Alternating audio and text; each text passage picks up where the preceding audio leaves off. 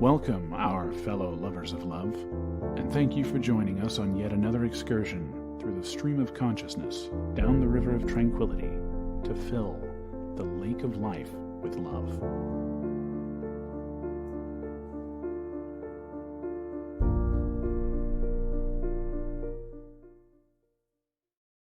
And good evening, Sacramento and the rest of the world. Welcome to another edition of Late Night Love. Me and Lubby, this week we're going to delve into the complexities of life, love, and parenting.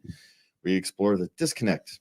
But first, we'll explore the disconnect between film critics and audiences through the lens of Furiosa's box office flop.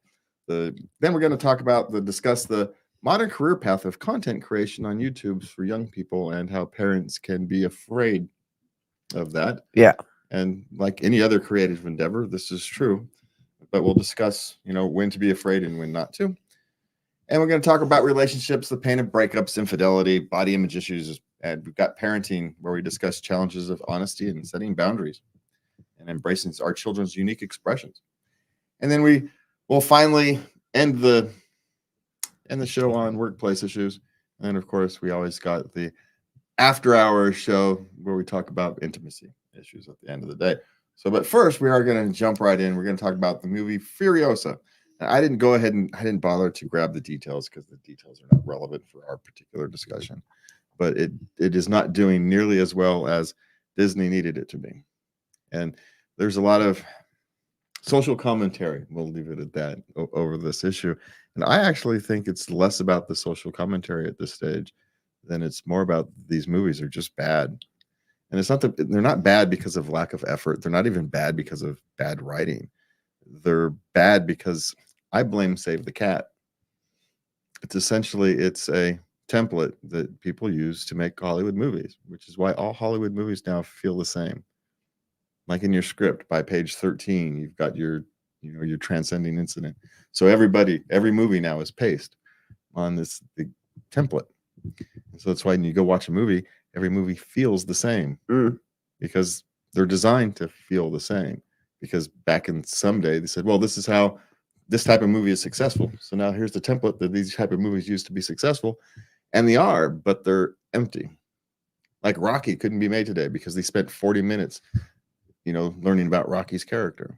That's got to be done in less than 13 minutes now. But you got 5-10 minutes tops to develop someone's character. You just don't have the time. You don't get invested because you don't spend the time with them. Do you know the turtles from Rocky?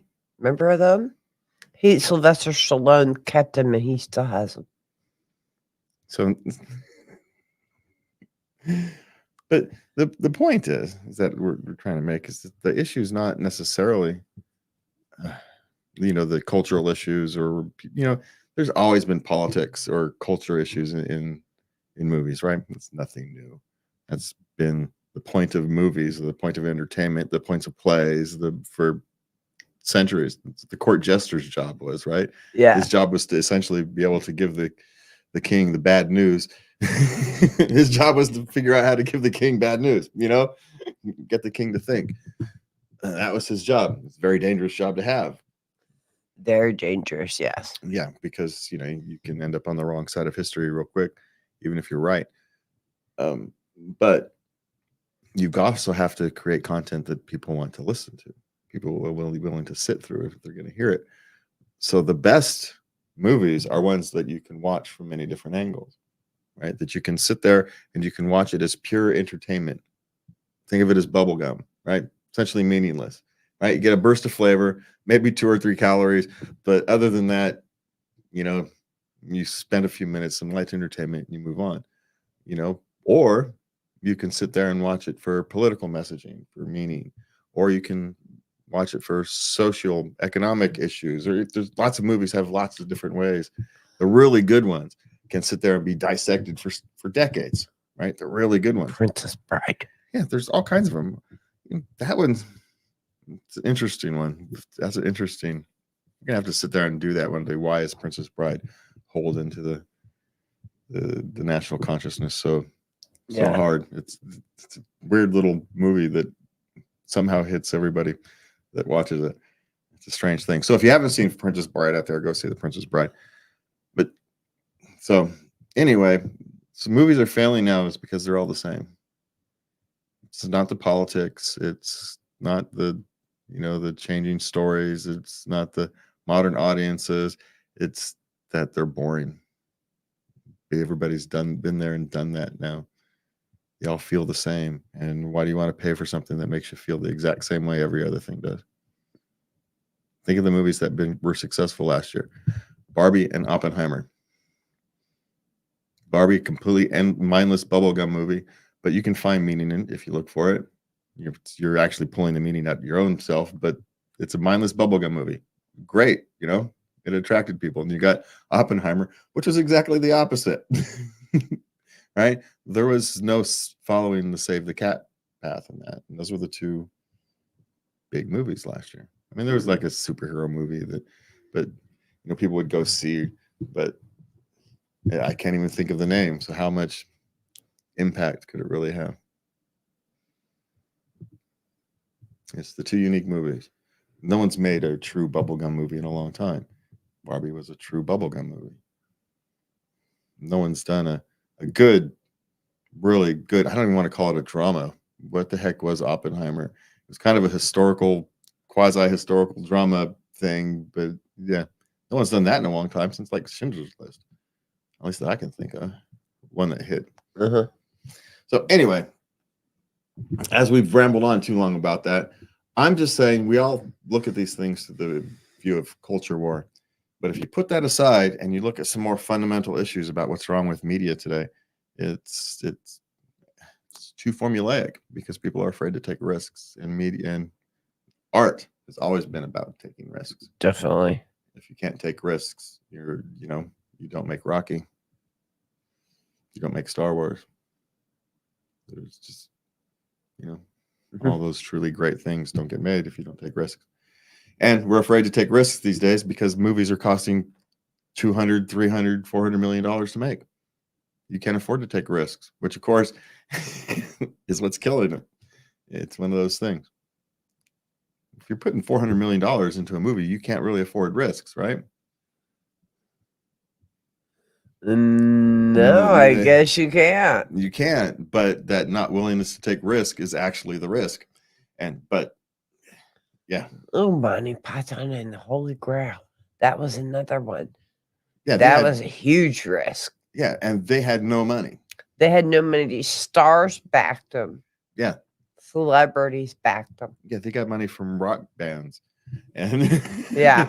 Yeah, it was, they literally, but oddly enough, because they had no money, they came out with creative ways to tell their story, and it's probably better for it. Yeah. If they had had money to do a real budget, the movie wouldn't have been the same movie. You would have had a vastly different movie, and probably for the worse.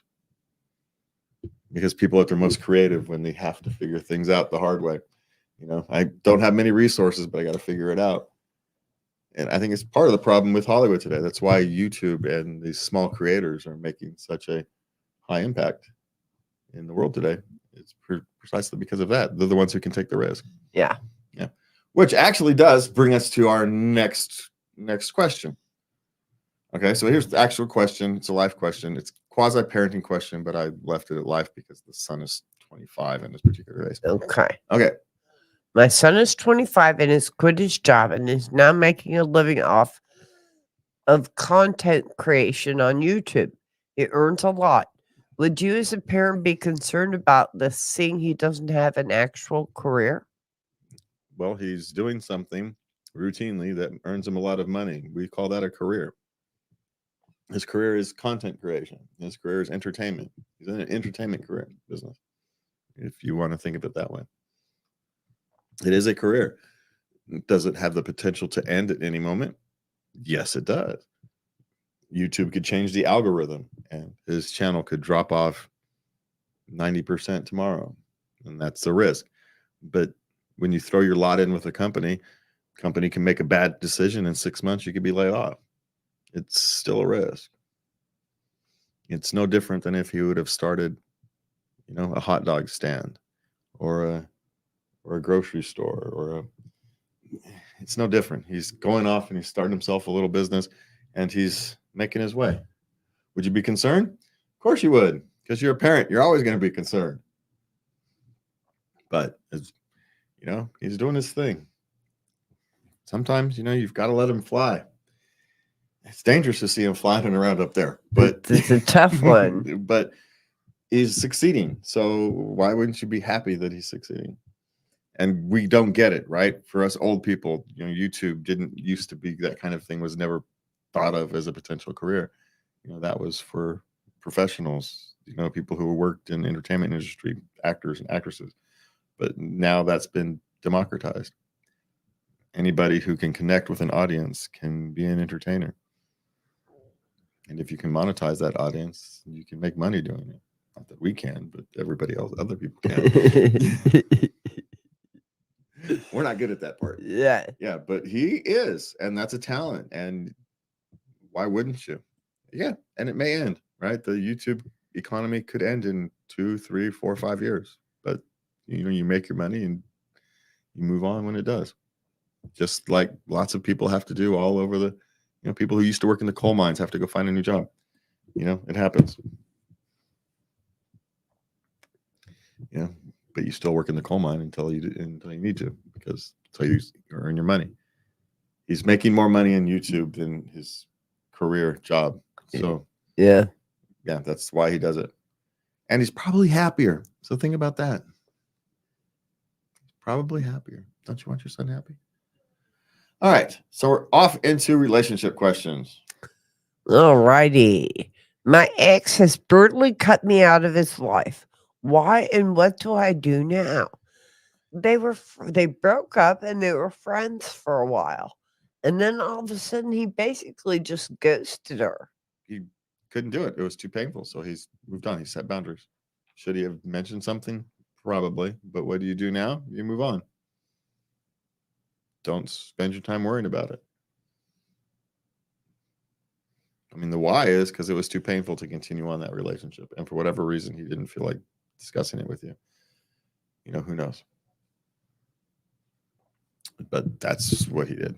And so you move on, just like you do when friendships come and go. It's the sad part of life. And you honor the time that you had together and you move on. Okay. I have chased my fiance all my life. Became a doctor only because she wanted to marry a doctor. Found her cheating. What am I supposed to do? So you became a doctor just because the person you're interested in. Well, I suppose it's motivation for you to do something, positive. I just hope you're not miserable in your career. Because you can make a real impact in the world. Yeah, I think you accept this as everybody else would have to. This is just a sign that your relationship wasn't meant to be, and you are lucky to find out now.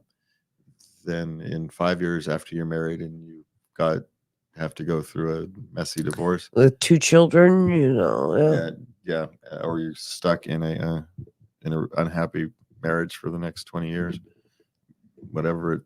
You've avoided a lot of things, and you got to be a doctor out of it. So maybe you thank the relationship for that and move on. I think is probably where you're going to end up going. Now, could there be something else? And you could fix the relationship? Theoretically, she may have been feeling neglected or something because you spend a lot of time becoming a doctor, and that made her feel alone and lots of lonely time. And I suppose if that's the actual reason, then you could the relationship is salvageable if you wish that. But somehow I suspect not. Somehow I suspect that, she was chasing something that she doesn't know. She wanted to marry a doctor, but that's a childish dream. Yes, it is. You grow out of those things. And so that doctor, that motivation for her doesn't really exist. And so sadly, I hope you haven't lost yourself in trying to become what she wanted. So my real advice is to spend some time and reconnect with yourself. You didn't become a doctor for her. No, you didn't. Nobody goes through all that. Well, no, men will go through all kinds of crap for the woman they love. But I suspect that if he sits down with himself, he didn't become a doctor. He may have wanted to do something else in some kind of medicine, things. He was probably interested in biology or something. He may have been a researcher or some other kind of quasi-related field. But my guess is if he really sits down and thinks about it, he would have been a doctor anyway.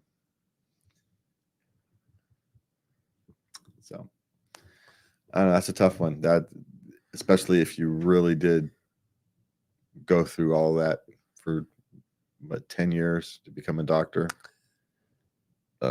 just to have it, your whole reasoning for it pulled out from under you. Nah, that's hard. That's devastating. Yeah. The world you've created for yourself is not the world as it exists, and now you have to figure all that out. There's no easy way through this at this moment. Starting over again. Yeah. And it says they're late 20s. Yeah, late 20s, 28 and 27. So you're doing okay. You're all right. You're all right. It's just build yourself. It's my only suggestion, right? If you've been chasing her to being a doctor, chasing her like that, you've lost yourself some time. So go reconnect with yourself is my actual suggestion there. Okay, what's next? My husband thinks I'm too big. What should I do? She lifts weights. She's buff. Oh, well, he just doesn't find that visually attractive, and he'll either get over it or you'll find someone who does. That's one of those things. Not all men find, overly, men like soft women. Like you soft and squishy, because that's what you're supposed to be. Nice and cuddly. If we wanted something buff and muscular, we'd go for Biff from the Chippendales. But as we've talked about here, there's someone out there for everyone. There's people who find you very attractive, find your muscular, definitely very attractive.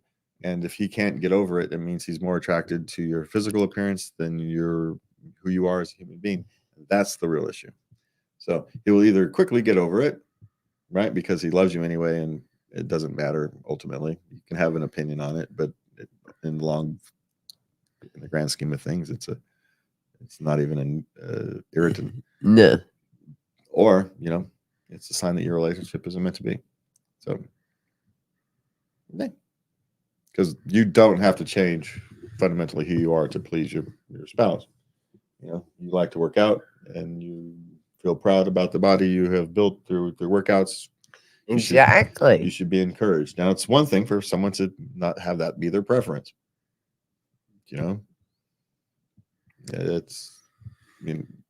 But that's not why we choose each other. So, all right, what's next?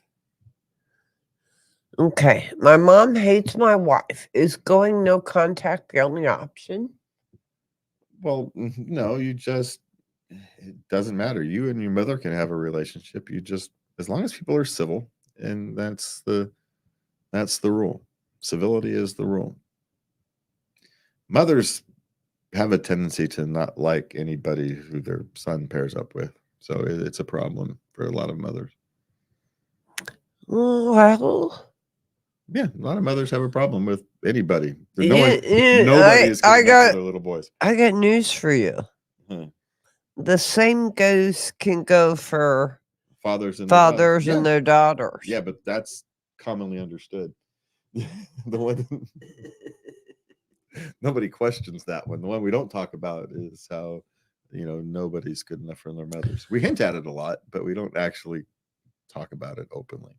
I remember working with a guy. His daughter lived with a guy, and they lived together a year. And he was just starting to wrap his head around maybe they were being intimate. Yeah. Maybe.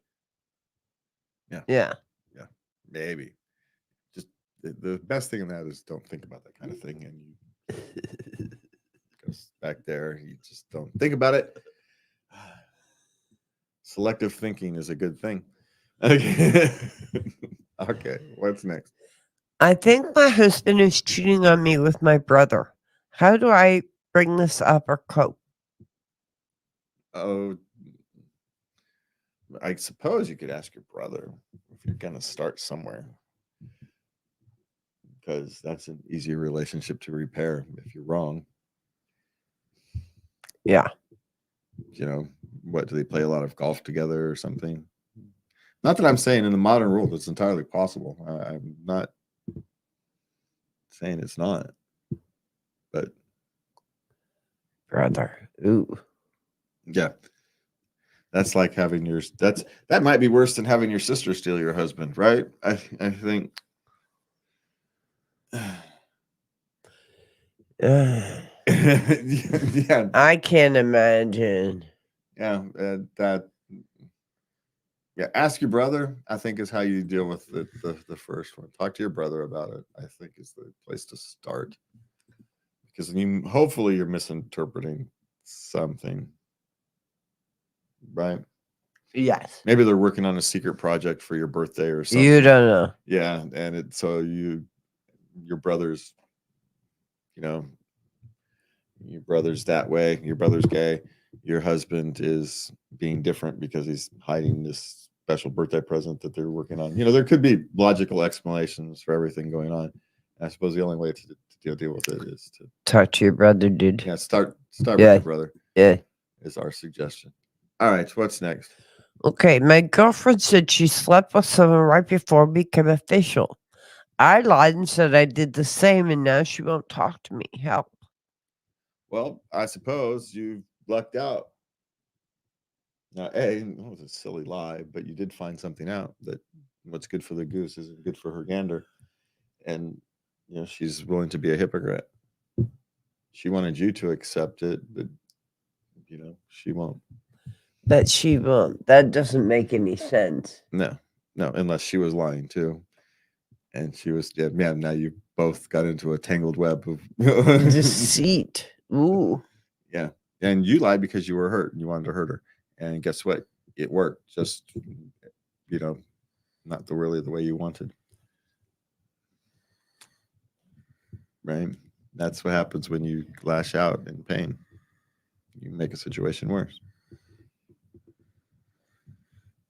Rather than going, I need some time to deal with this and go spend a couple days dealing with it,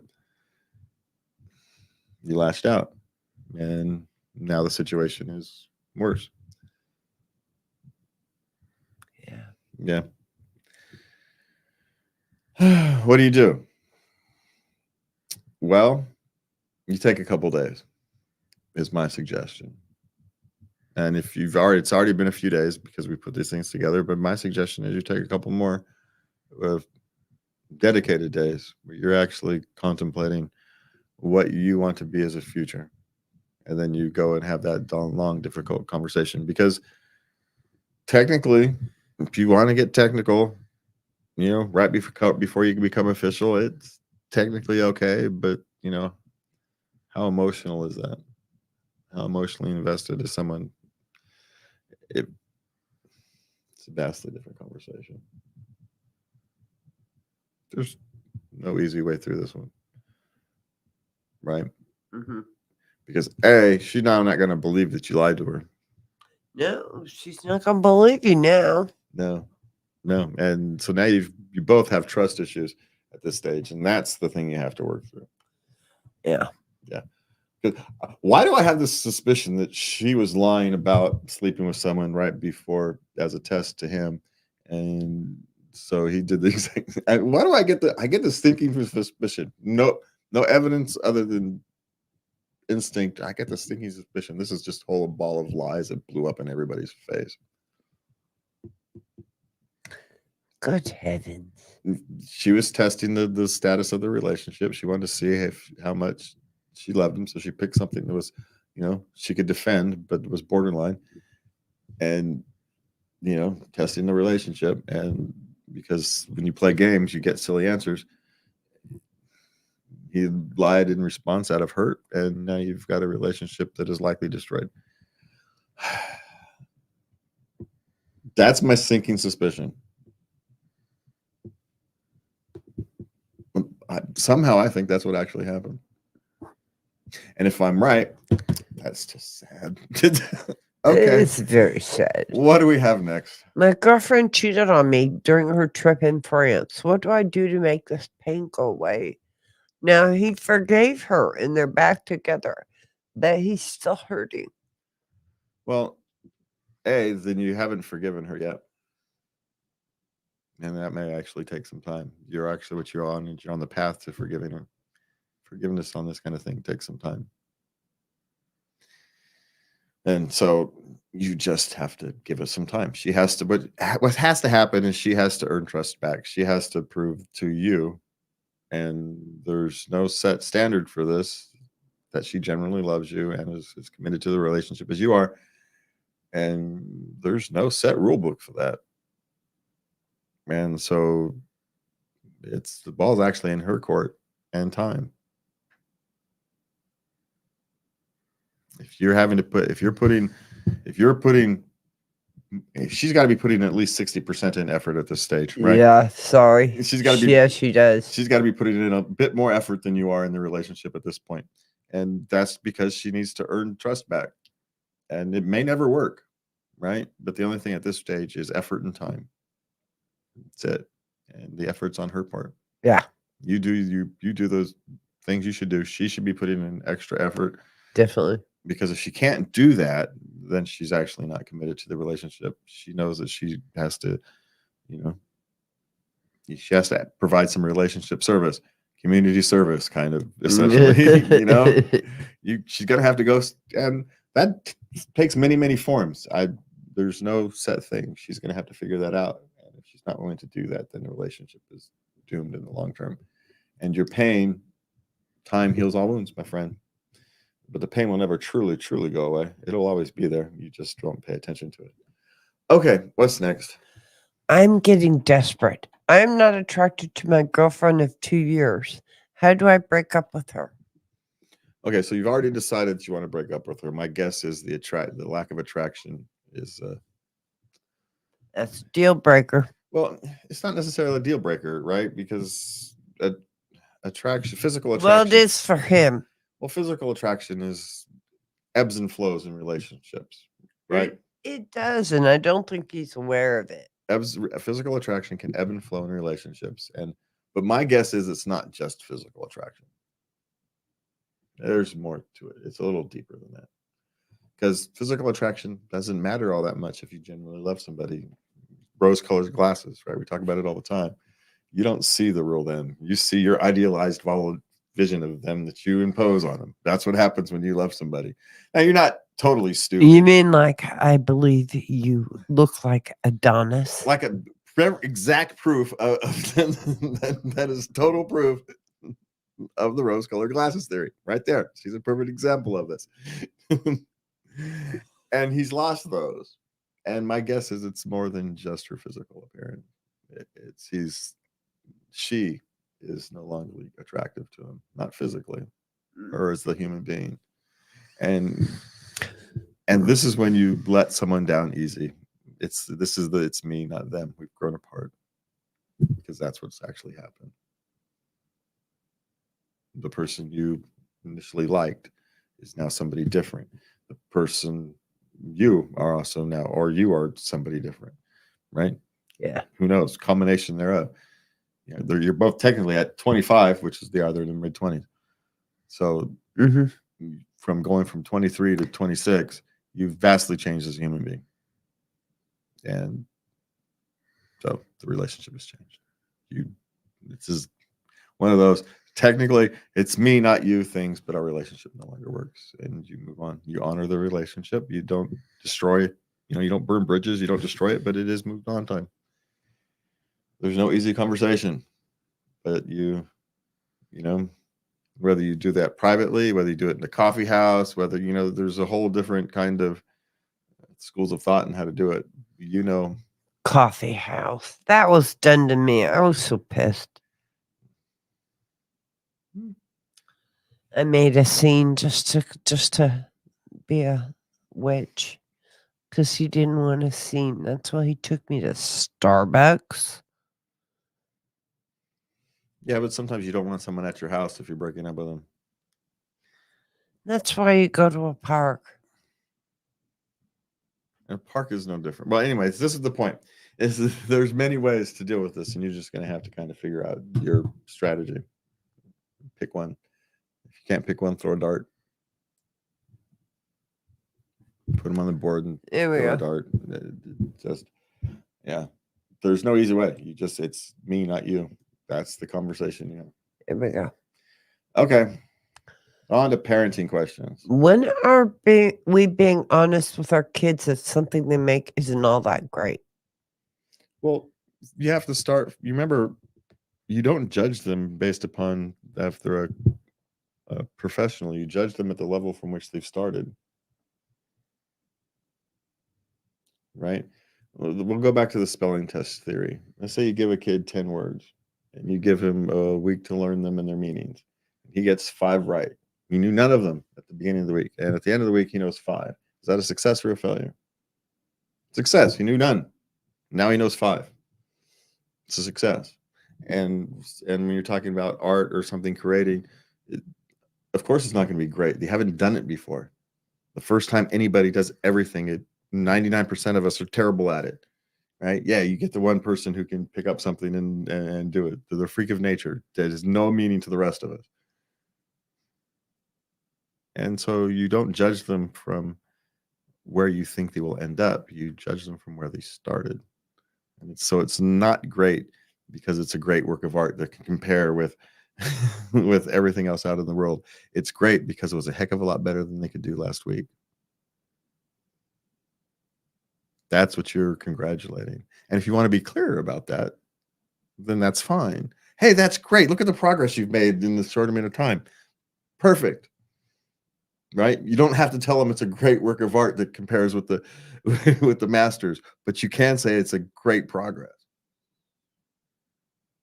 Right? You've done both. You've told them that they've achieved something terrific, and you've also set them out to continue progressing. You can do that. It's not lying to them. You're just judging from where they are, not from where they're going to end up in 30 years. It's silly. Why do we do that? You've never done this before. Well, look at that. It looks like a child did it. Yeah, imagine that. It's great for them, right? They didn't know how to do it before, and now they can make it look like something you can kind of recognize. That's terrific.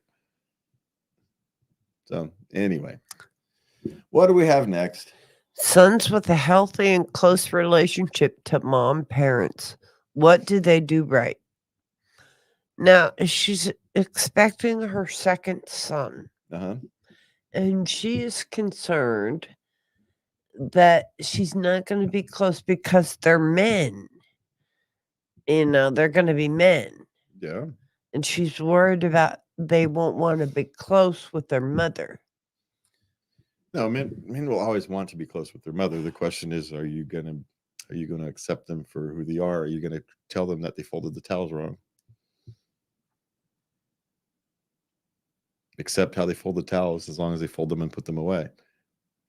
Right? Don't criticize them for the little things. Criticize them, compliment them for the things that they do. Be the one person and be the one woman in their life who they can express themselves emotionally.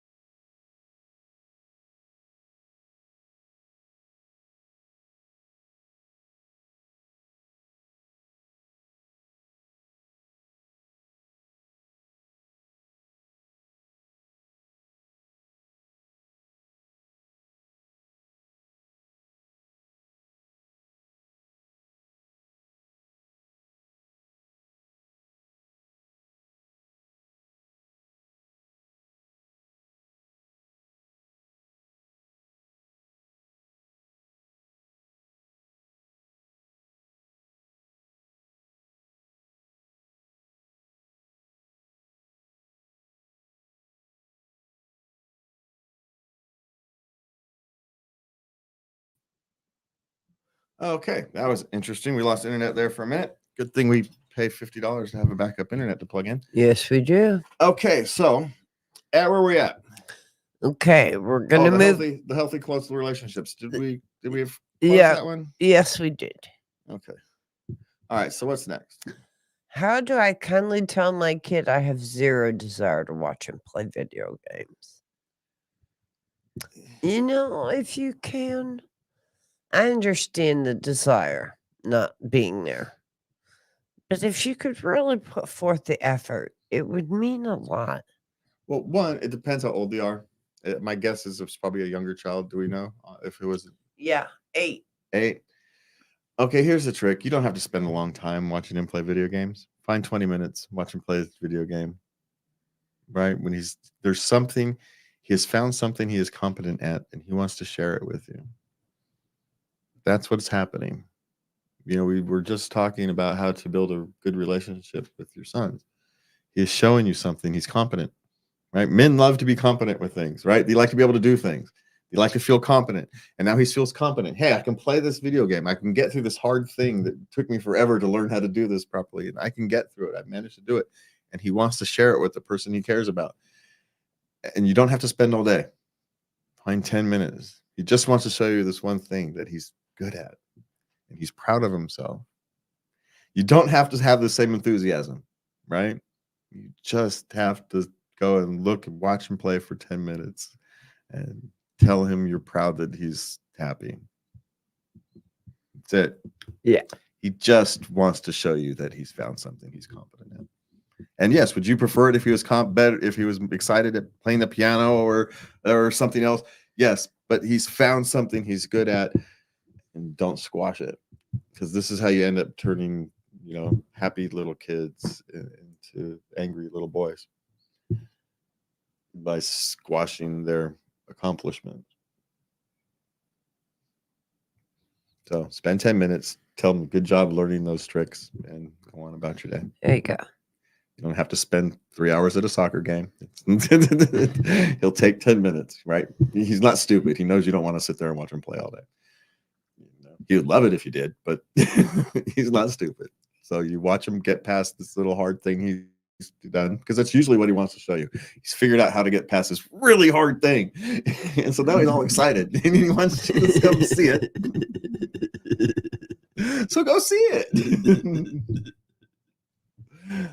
It's all good. All right. That's usually what happens, right? They've worked really hard to learn how to get past something. They do it and they get all excited. They want to come show somebody because you just want to show somebody.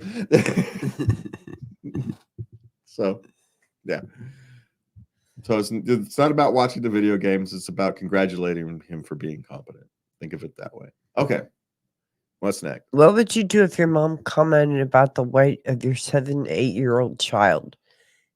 Her mother actually said, that one's getting a little big, isn't she? Is she?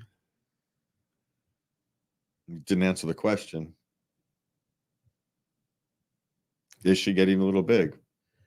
She doesn't feel that that's something to be said in front of the child.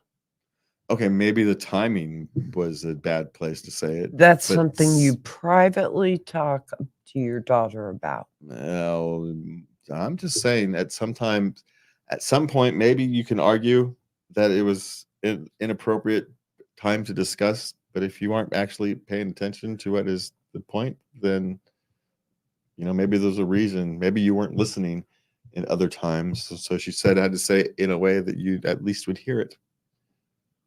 I don't know. Or maybe she's just a raving B word. But the question is the child getting heavier than she should be? It's a health issue. Forget your feelings for a moment. We're talking long-term health of a 7 or 8-year child. Is she getting heavy? You can deal with everything else later, but deal with the health of your 7 or 8-year-old child. Now, 7 or 8 years old, it's very easy to get that extra weight off. You just encourage them to go get more exercise, and you feed them less sugar. It's easy at 7 or 8. They'll lose that weight quickly, or they'll grow out of their weight quickly. Is more likely what happens. It's not that they lose the weight; it's that they grow, and the weight gets redistributed. But there's two issues here, right? The grandmother is concerned about the health of of her grandchild, and she said it in an inappropriate time. The third issue is maybe you haven't been listening. So A, listen, and then deal with, say, in the future, talk to me about this in private. Okay. But listen, don't, because you're offended that she did it, ignore the fact that maybe she's pointing out something that you have put blinders onto.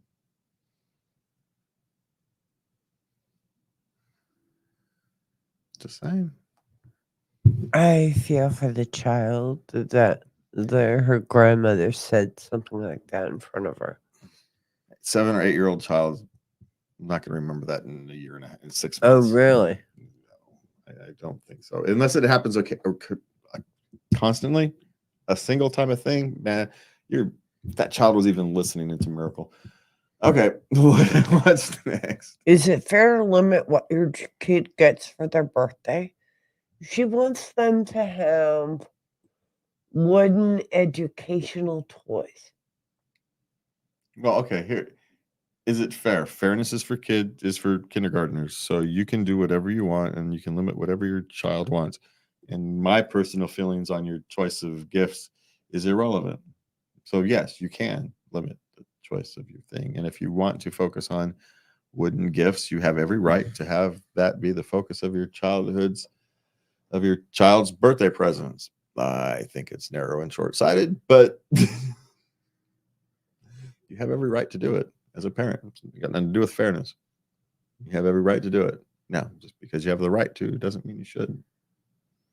But I would not want to interfere in people's how they raise their children, especially over something relatively minor like that.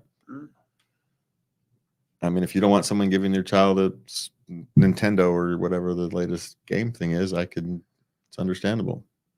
If you're focusing on, tactile educational toys, I can get it. I disagree with it. You're setting your child up to be behind in the world, but I could be the one who's wrong. So who am I to say? So can you? Yes. Do I think it's a good idea? Probably not. Probably not. It's probably it seems a little extreme to me, but lots of things seem extreme to me. So you are your parent's child. I mean, your child's parent. There you go. Yeah. Okay, what do we have next? My 4-year-old son asked for a dress. Okay, he's at a daycare where it's predominantly little girls, and they're all into Anna from Frozen, and they're dressing up. Okay, the best thing to do with these things is to not make a deal out of it. I mean, you could say, we're not going to buy you dresses because you're not going to wear them anytime outside of school. If you don't really want dresses, you just want to get along. You just want to fit in with the group, and it's a lesson to learn how to be yourself without having to fit in. There is a lesson there if you wanted to teach them that. You don't need to conform to the group to be yourself. That's a good one. But at 4? Well, that's a lesson you need to teach early. If you try to teach it at 8, it's too late. Yeah. But is this the time when you want to teach that lesson? I don't know. You're going to have to understand your 4-year-old and actually why he's doing this. Is he just caught up in this whole Anna thing, and it'll blow over in 3 weeks like all these things do, and just shrug your shoulders and move on? Or is this the time to make a lesson about, no, you have to find out how to be yourself. There's other things. I don't know. There's no simple answer to this one. You're going to have to know your 4-year-old and your own family moral code, I suppose. I don't know. If depending upon my child, I would have said yes, and somehow I would have told them to no. So, because there's not a single answer. When I think back about on certain children, it would have depended on my boys. My 2 older ones, I would have told them no. And it's not because they're older; it's just because it wouldn't have been good for their character. But my younger 2, yeah, The younger two boys, yeah, probably would have told them, yeah, go ahead. Because they are the natural followers, trying to get them to, they're going to go along to get along. It'll be over when it's over. Don't worry about it. Those other two aren't natural followers.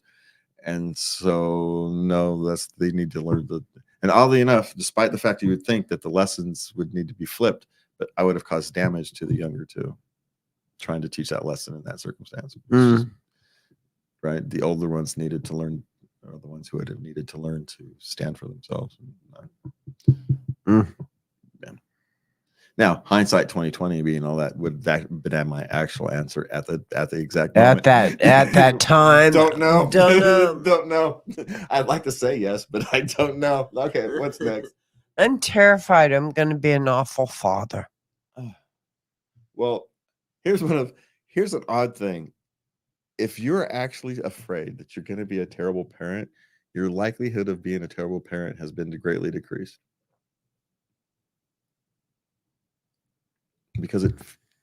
Precisely because it scares you. You have a desire to not be a terrible parent. Yeah.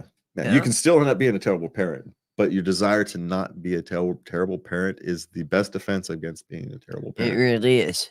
And so for me, that's actually a good sign. It means you have a conscience and you understand the weight of the task you are engaging in, and those are all good signs. So congratulations. Yeah. Yeah, congratulations on being terrified. Good for you. Yeah. Life is weird. All right, so what's next? Questions about my rights as an employee using my full name, first and last name on my voicemail without my consent. My suspicion is you got your consent when you signed all the paperwork. Is when they've actually got the consent. But if it actually worries you, you just go talk to the IT department. These things get programmed in, right? It's just standardized. If you're actually worried about it, you talk to the IT or the tech or HR or somebody and have a conversation. There you go. Don't turn it into a big deal. Just say, is there a way around this? Can you put my title instead of my last name? Give an option. And you may, and if the reason you're reluctant about this is because of, say, domestic violence issues in the past, then you have that discussion with HR quietly. Yes. Yeah. Okay. So what's next? 5-year and 10-year gifts for service. Some companies do, but it's not standard. It's not? No. Huh. Why would they give you a gift they give you a paycheck every week? Why are you expecting something else? Don't. It's my suggestion for a happier life. So if you get something, you're pleasantly surprised, right? Yeah. Sweet. Don't expect it. Because 5 or 10 years may come on a year where that company is in a down thing and they don't have anything to give you. Maybe you quietly get a bigger bonus that year. Maybe that's what it is. But don't expect these things. And precisely because, manage your expectations and your life is better. They give you a paycheck every week in exchange for your hours worked. That's the exchange. Don't expect anything more than that. Don't give them any more loyalty than you have to them. Than they have to you, which is, it's that economic exchange. If you want something different, you start your own company. At the end of the day, that's what it is. If their budgets don't pencil out and you're below that line, you're getting laid off, right? Don't think any differently. Okay, what's next? Struggling as a new team lead. Should I stick it out, step down, or look for a new job? Ask for training. I was going to say, why aren't you asking for help? Yeah, you ask for training. Because this is what we've discussed this. You were good at your job. So now your job is no longer your job, is to lead the people who do the job you used to do. And no one trained you for that. So you ask for training. And maybe you're not meant for it. Not everybody is meant. Everybody can be a leader, but not everybody's meant to be a leader. Maybe you don't want to be. So 1, you have to make sure you want to be. And then 2, you ask for training. And 3, if he won't or can't give you the training, you search it out yourself. There is YouTube University. You have to get creative with your search terms nowadays, but you can find things that can teach you what you need to know. You just have to ask the right questions. You even have help. You've got AI University these days, so there's lots of options to start your educational path on your own. So don't give up. Change your strategy. Learn how to do your job. Not the job you used to do, the job you do now. Because it's different. So, okay. What do we have next? What is it like when you have to spend 2 hours each way to go to work on a train? Okay, now it's 3 days a week for them. But it's spending 2 hours on a train each way to and from work. And it's like, I don't know. It become a grind, Rob. My suspicion, it becomes a grind, and then 2, it just becomes a routine. That's kind of how these things evolve. Audiobooks, dude. Audiobooks, Reading. Some people work. Some people do knitting or crochet. We just talked about YouTube University, so you've got options of YouTube University. And there's all kinds of things you could theoretically do, but you will find your routine long term. I personally couldn't do a 2-hour each way commute. I just wouldn't do it. But I'm not built for that. Some of us are. Mm-hmm. So find your routine is my suggestion. There you go. Because that's going to be a routine, and you just need to find yours. Okay. Should I tell my manager I don't plan to go to school? She told them she was going to do a master's program, and she changed her mind. Well, were they giving you some kind of extra benefits? Yeah. Well, then if they were giving you some kind of extra benefits, then you are morally obligated to go tell them. Yes. Okay. Yeah, because it comes with some extra benefits, or there's some programs or whatever. And if you don't, that's called fraud. If you don't tell them, it's called fraud. And you may have to work out a thing to give some stuff back if they've given you, and it may be nothing, right? Maybe they were going to agree to pay tuition or some part of the tuition costs, and they haven't actually paid anything yet. And so you're just disenrolling from the program. It's not a big deal, but you have to at least go through the process. Yeah, you do. Okay. Have you ever voluntarily started a job clearly below your formal qualifications? Yeah. Lots of people do all the time, because you need this thing called income. And what you're also doing at that same period of time is you're looking for things that are above your qualifications. You're also not applying for things that are above your qualifications. You're doing yourself a disservice as well. But bills have to get paid, right? And sometimes the only thing that will pay your bills in your area is something that you are overqualified for. Life's like that sometimes. Sadly. The number of jobs and the number of job seekers isn't always balanced. The type of jobs especially. Mm-hmm. And so you have a lot of people who are running Burger Kings or McDonald's or whatever, who could actually run large corporations, but they're running a local franchise store because that's the only job in their neighborhood, and they need bills paid. So yes, it happens all the time. It's not unique to this era. It's happened since the beginning of jobs, frankly.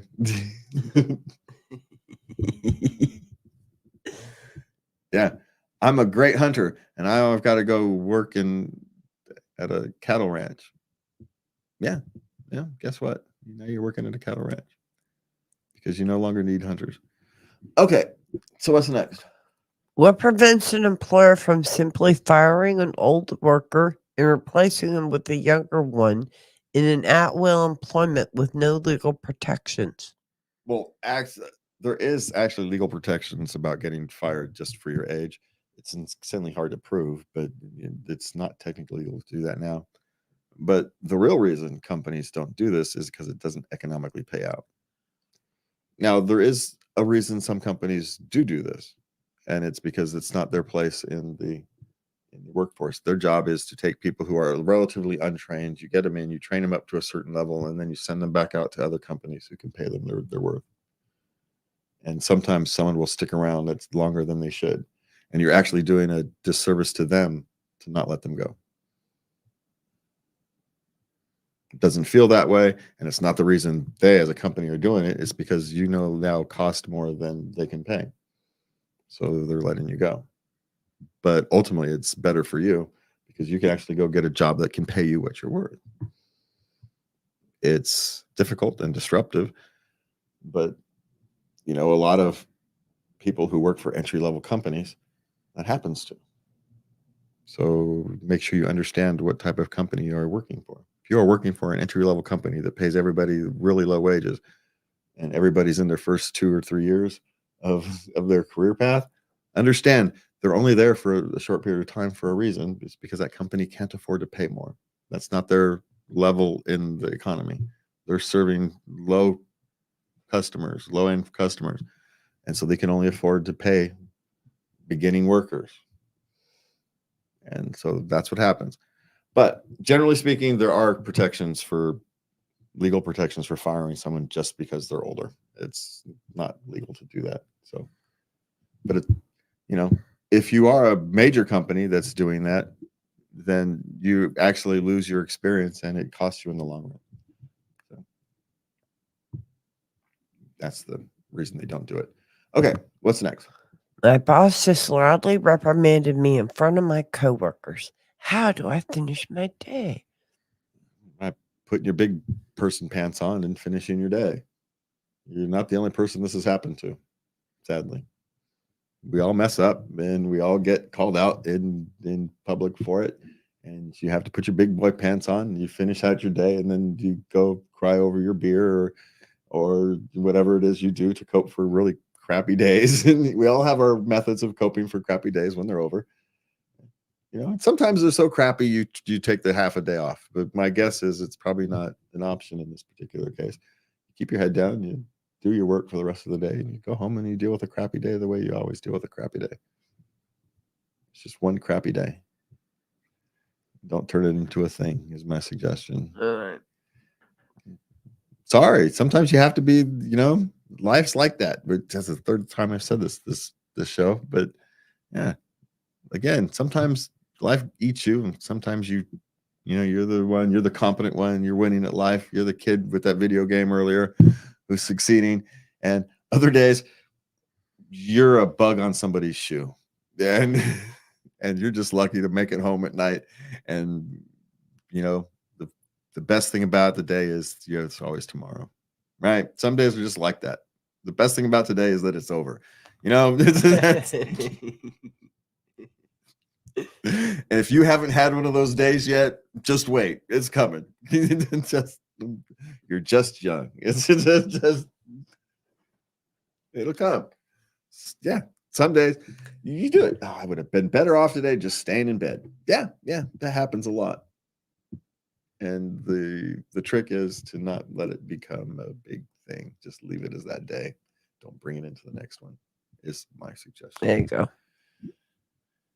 All right. So we are all right. We're just done in just enough time. So we are on to our intimate questions. All right. As a female, what to do with hands when two guys are sucking boobs in a threesome? Well, the go-to is always play with your hair. Well, there's just do whatever naturally feels naturally with your hand. There's all kinds of things to touch in that kind of circumstance. My suggestion is don't think about it too much. Just kind of do whatever comes naturally. Thinking about these kind of things is what gets in the way. True. Yeah. Do what your hands do in adult situations. Touch things. There's my suggestion. Most things may even be yourself. It's perfectly acceptable. Just touch things. How's that? All right, what's next? Why did my girlfriend cry after orgasming? Well, she was overwhelmed emotionally, hon. Yeah, we gotta understand women have a different response to orgasms than men do. Men view orgasms are a relief. Um, it's like a tension relief. It's like snapping a rubber band, right? Bing, everything's gone. It's different for women. It just is. I don't know what it is because I can't experience it, but I have eyes and senses to see that they experience it differently. A buildup of tension and then a release. Yes, but our release is different. Our release is like that. Oh no, it can last for a long time. Yes, no, see, our release is like that. And women, especially if they were in an heightened emotional state, you know, when they started, can release that emotional state. So if they were stressed,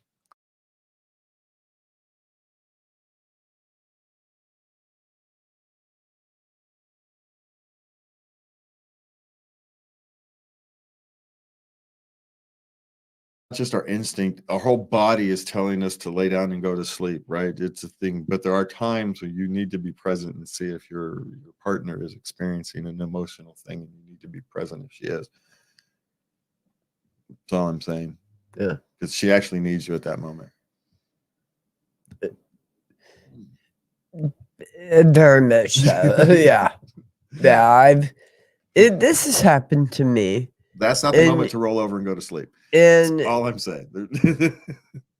some serious cuddling is in order. Yeah, that's the time not to go to sleep. Until I was done. Yeah. That's the time to man up. Lots of times it's perfect. You roll over and go to sleep. They understand, right? They get it. That's the time where you've got to man up. Put your big man pants on, or big woman pants on. Let's not be exclusionary. It can happen with women, women relationships too. So, but yeah, that's when you put your big partner pants on, or leave them off, as the case may be. But you know what I mean. That's when you man up and you be there for your partner. How's that? Okay. Okay, here's one for you. Okay. Is see-through lingerie better than a push-up bra? Well, it depends on the person. Let's be honest, though. Lingerie is for women, not for men. We don't care. You guys don't like it? We don't care. That's the difference. We don't care. You could be naked or in a t-shirt and one of our dress shirts. Now, some of us have our own things, but as a generic rule of thumb, we don't care. You're just as sexy to us naked as you are in just sexy lingerie. You guys wear the sexy lingerie because it makes you feel sexy, and that makes the whole thing better for you, which makes it better for us.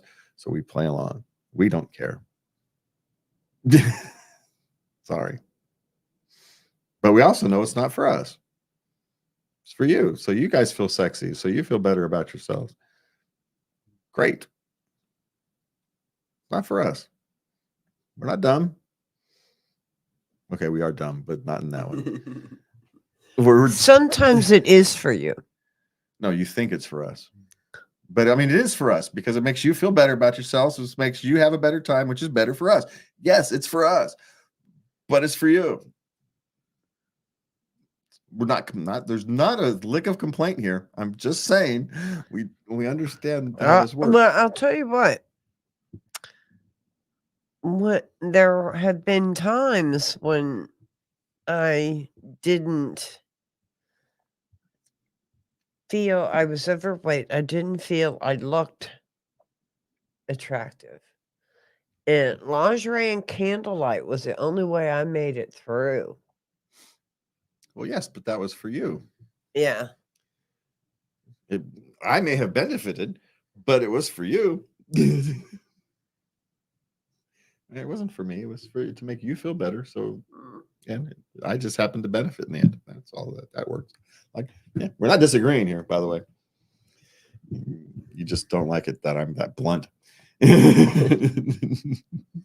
Sorry that I'm blunt here. Okay, what do we have next? Okay, my fiance watches hardcore porn now. Okay, when they met, she was all prim and proper. Okay. And now here they are, like 5 years later. Okay, well, let's be clear. The reason this is a thing is because this is a man complaining that his 30-year-old female partner watches hardcore. Yeah. Yeah. So what's the complaint? That he's afraid that she's not going to be able to. Well, keep up? he's afraid what's gonna happen next. What did he really expect? A prim and proper? Well, she was 25 at the time. Now she's 30. Well, I'm going to go back to my standard response. I'm assuming women who watch porn aren't that much different than men. It's fantasy land. Let her enjoy her fantasies. Right? You want her stopping yours? It's my position doesn't change just because the sex of the person engaging in the thing changes. I think porn, especially the hardcore porn, is most often just someone living in a fantasy world. That's where they've got it. Some people live in gaming fantasies. Some people get their minds to live in a book, romance novels, that kind of thing. And some people choose porn. And so she's living in a fantasy. Let her have her fantasy. I would say the same thing for a man. Actually, I think we've done it. I think I've pretty much said the same thing in a similar things.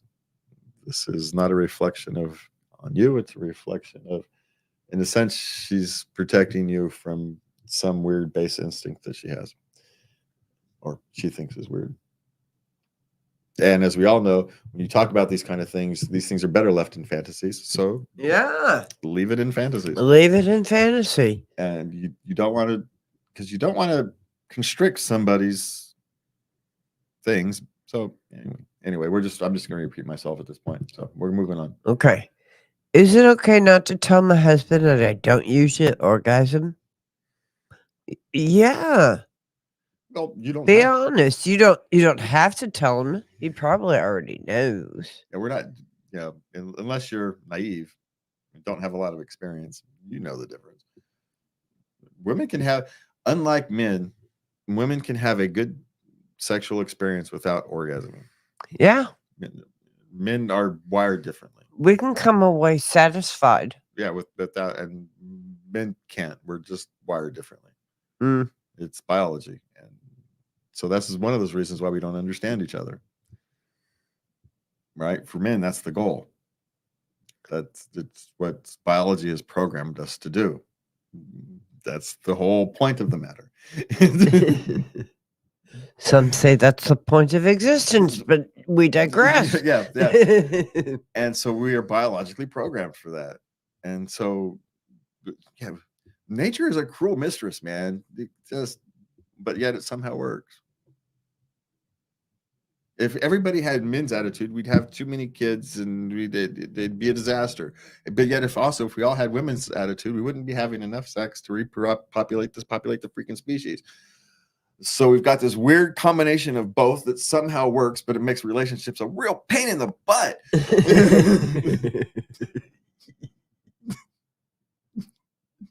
Just saying. So, yeah, you can. It is okay to not tell him, but it's not okay to be dishonest. If this is a issue for him in the relationship, you need to be honest. Maybe you have a difficult combination and you don't actually going to hold somebody up to a standard of trying to do that, right? Because you're not expecting. Yeah. Say, look, I got a really difficult combination, right? I don't expect it every time. It kind of takes miracles to happen. So it's okay. I can't even get my own combination. Okay. So you're fine. And it's okay. And men don't like hearing that, but we'll eventually understand it. And we'd actually be happier to hear that than to struggle with this thing that we can't satisfy you. than to know that no, it's just my combination is weird. Yeah. Or he's bad at his job, and that's a whole different conversation. So as long as you're not holding something back like that, as long as it's just somewhere in between that you don't always, if there's an honest conversation that needs to be had, have it. If it's just kind of a, whatever, then you don't need to have it. Yeah. So how's that for a non-answer answer? All right. Even though that was actually a pretty good answer, it was just weird. All right. So that's it for us today. We want to thank you guys for joining us. And I don't remember when we're on other than midnight Tuesday mornings or Sunday nights, depending upon your view on midnight. Well, we're out in KUBU 96.5 FM. Otherwise, you can find us on all the various social media outlets. Just look up Late Night Love and we come right up. Or you can go to latenightLove.us and find us, even though I think I'm moving that website this week. So if there's some website issues, you know why. Anyway, for me and Lubby, we want to thank you for being here this week. We can find us next week. Please remember to love everybody and have a good night. Good night.